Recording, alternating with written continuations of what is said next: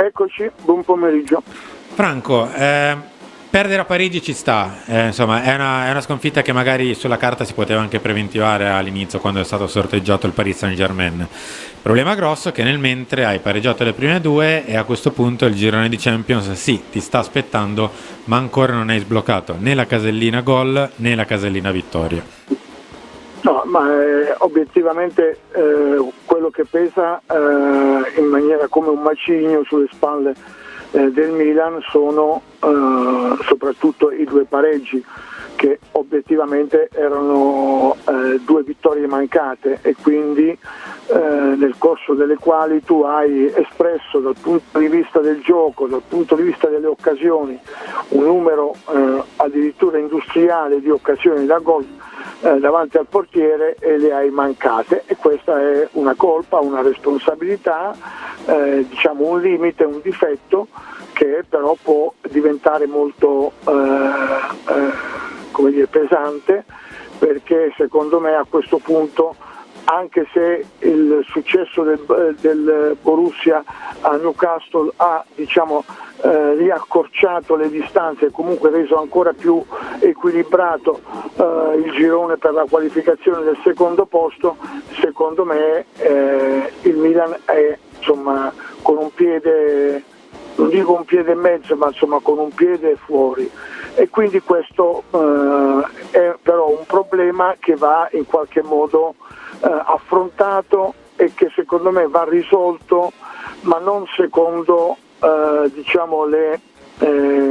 dinamiche e le analisi che vanno di moda in questo periodo, perché devo dire francamente che non ne condivido nemmeno una. Io, Franco, volevo chiederti invece cosa hai letto nello scambio tra Calabria e Pioli, perché appunto tanti, no, hanno interpretato questa querelle tra i due. Volevo chiedere un tuo parere. Allora, il mio parere è il seguente: dalla ricostruzione che c'è stata, e cioè dal fatto che poi ieri sera, finita la partita, tornati in albergo, i due hanno avuto un serenissimo e cordiale chiarimento, si sono capite due cose: che a Pioli avevano riferito solo una parte della dichiarazione di Calabria e che su quella parte della dichiarazione non, diciamo tra virgolette, intuendone lo spirito, che era, dal mio punto di vista, quando l'ho sentito io, molto costruttivo, molto positivo. Secondo me Pioli purtroppo gli succede quando perde una partita in maniera anche un po' pesante, è andato dritto per la tangente e quindi l'ha classificata come una, diciamo tra virgolette, dichiarazione inopportuna. Secondo me, al di là del cortocircuito che c'è stato, secondo me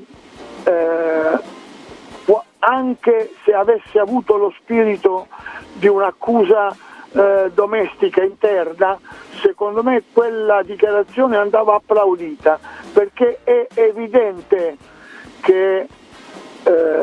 al di là di quelli che sono stati diciamo le differenze dettate dalle due diverse cifre tecniche tra Milan e Paris Saint-Germain, è evidente che nell'occasione il Milan non ha avuto il contributo di tanti, di tutti. Poi naturalmente tutti si appellano alle AO, che dovrebbe diventare una specie di Nembo Kid, cioè che dovrebbe parare in porta, difendere al posto di Ciao, impostare al posto di Krunic e fare gol al posto di Leao stesso, ma questo però appartiene solo e soltanto alla, come dire, alla narrazione un po', diciamo, da clown che il calcio italiano è capace di produrre. Franco, nel mentre il tassametro degli infortuni continua ad andare avanti e non sembra interrompersi. Anche ieri sera ne abbiamo contato un altro, ovvero Jovic, che non riesce nemmeno a mettere il piede in campo perché ha un problema prima. Se ti posso dire, almeno dalle informazioni che ho ricevuto da pochissimo tempo, le analisi e i controlli clinici fatti sul conto di Jovic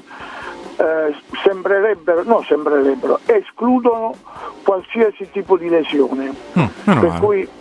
per cui deve essere stato, cioè qui secondo me c'è una sorta di panico, cioè al primo dolorino, alla prima fitta parte tutta una come si dice, tutta un clima di preoccupazione collettiva che produce poi questo tipo di risultato. Non è che Jovic, entrando ieri al posto di Giroud, avrebbe cambiato le sorti della partita naturalmente, ma perlomeno non avrebbe Pioli spremuto come un limone Giroud per domenica.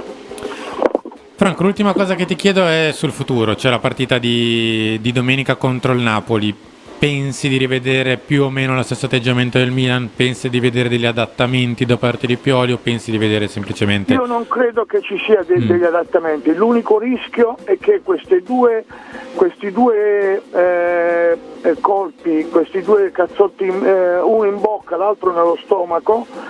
se hanno scavato insicurezza e tremori, sarà un'altra partita negativa per il Milan. Se ci sarà una reazione virile tipo quella che il Milan è stato capace di allestire un paio di campionati fa, quello dello scudetto, subito dopo qualche caduta, allora invece la situazione migliorerà. Franco, grazie, buon pomeriggio e alla prossima. Ciao, Salutiamo Frank, Franco grazie. Ordine del Giornale.